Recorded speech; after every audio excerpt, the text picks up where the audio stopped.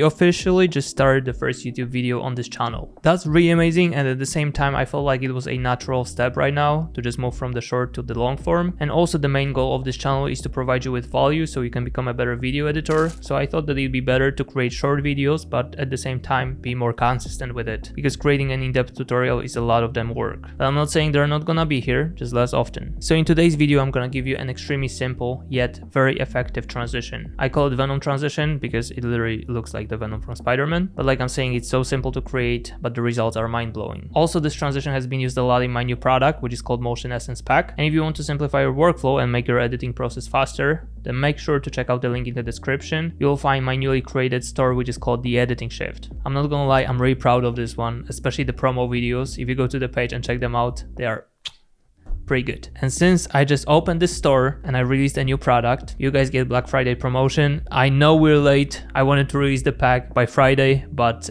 unfortunately I didn't make it. So if you type in the discount code LATE at the checkout, you're gonna get 30% off for the next 4 days. But let's stop the yapping, we're gonna get straight into After Effects. So we're gonna start off by creating a new composition. I'm gonna change it to HD comp. We're gonna name it animation, or maybe Venom. Then 30 frames per second, and we're gonna change the time to around 10 seconds. So we're gonna create this transition with the text, but it basically works for everything. So I'm just gonna type in Venom. Let's change the font size. We're gonna center it, and then we're gonna duplicate that layer and type in another word. Now an important part, we need to create a new solid. So I'm gonna right click, go to new, solid. We're gonna call it Venom, and let me just change the color, and let's hit OK. Now we're gonna add the effect to the Venom, which is called Turbulent Displace. Now let me turn off the effect, and we're gonna create a new mask. So we're gonna head over to the rectangle tool. I'm gonna press it and go to the ellipse tool.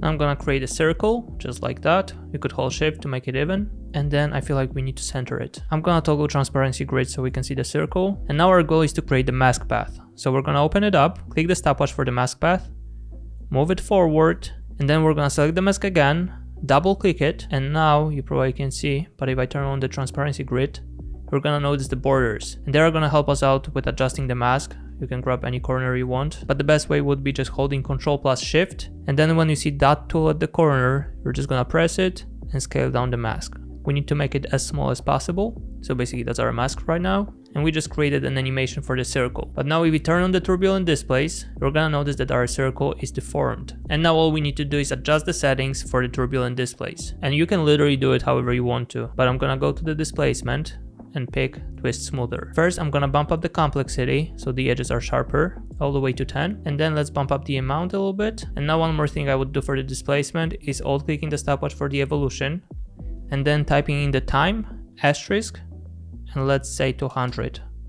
I'm gonna click away, and that way you're gonna notice that the mask is moving. Alright, we're pretty much set here. We're just gonna adjust the keyframes. So I'm gonna select them both, right click, keyframe assistant, and easy ease. So that way we're gonna have a smoother movement for the circle animation. And now I'm just gonna select these two keyframes, head over to the graph editor, click that button so we can see the full graph. And now I'm just gonna drag that little dot to the left. So basically the mask is gonna go pretty fast here, and then it's gonna slow down. It might be actually a little bit too fast, so I'm gonna extend that keyframe. Now I'm gonna toggle transparency grid again. And now the crucial part is to make the text interact with the Venom transition. So what we need to do here is go to modes. You could press F4. And now I'm gonna select these two texts and change the track matte to our Venom. And that way you can notice that the Venom is revealing the text. So that's an extremely easy way to reveal things. And remember, you can always play around with the settings. So for example, I can head over to the complexity and drag it down and make it less harsh. Then play around with the amount, the size. We can pick the different displacement. Let's see now.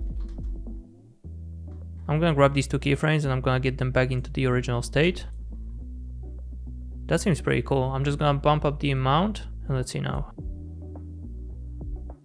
And by the way, if you don't like the way it reveals, you can always randomize it by heading over to evolution options and then changing the seed to whatever number. It's gonna be completely different now. Okay, let's try something else. So that's cool because you get a lot of flexibility with this. We can, for example, pick one of the animations. I'm just gonna grab one real quick. Obviously that animation has an animated beginning, but we could always just go to the Motion Essence 3, track matte, and pick Venom. We're gonna trim that initial animation, bring it to the very beginning, and we're gonna squeeze in the keyframes, and it's working perfectly fine also for that board. But here it's a bit bigger, so we would need to increase the circle. just like that, and it should be all fine. By the way, you can also head over to the switches and turn on the motion blur, and that way it's gonna be a little bit softer on the edges, causing that motion blur effect. So let's say we had a video here, just gonna resize it. That's how it's gonna look. And just to make it a little bit better, I'm gonna add one of the shakes from the pack. It's extremely easy to apply. I'm just gonna head over to the shake folder, go to Full HD and double click vertical shake, copy that layer, go back and paste it here. And that way we're gonna have a nice animation. I'm just gonna offset it a little bit. Now let's turn off the text and pick the motion essence to see how it looks. We could even apply it to the video, just make sure the mask is filling out the whole frame. So for example, here I'm gonna hit M, go to the last keyframe, select it, double click the mask, let's just increase the size, like that. And now we're gonna head over to the modes, and in track matte we're gonna pick Venom. And that way we're gonna reveal everything. So yeah, that's it for this video. Hopefully you found it valuable. And yeah, I feel like I'm gonna get the momentum in with these short videos. So appreciate you being here. Remember the code late, and I'll see you in the next one. Cheers guys.